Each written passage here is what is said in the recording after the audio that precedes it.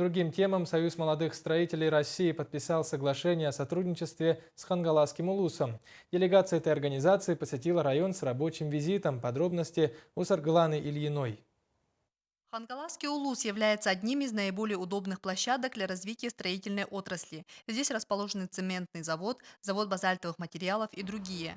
Председателем некоммерческого партнерства Союза молодых строителей в Хангаласском улусе избран Игорь Николаев, работник муниципального унитарного предприятия «Строительное управление».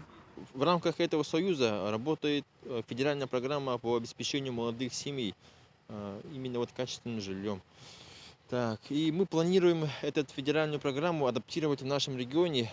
И, возможно, это начало первого проекта будет именно в Хангаласском улусе.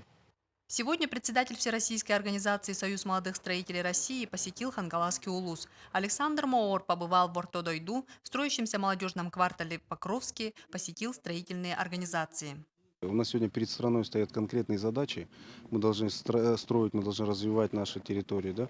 Но и Якутия тоже должна развиваться. Поэтому здесь должны собраться молодежь, они должны собраться воедино, они должны стать сильными, они должны быть профессиональными, они должны получать высшее, среднее техническое образование, они должны с друг другом общаться. То есть мы создаем некое сообщество молодых ребят, которые сегодня становятся профессионалами, а завтра смогут выполнять в рамках нашей большой родины поставленные задачи в сфере строительства.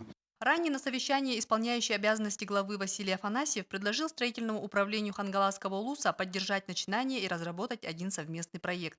После посещения объектов делегация во главе с Александром Моор обсудила перспективы и планы Союза строителей за круглым столом. Сарглана Ильина, Александр Ярков, НВК Саха, Хангаласский улус.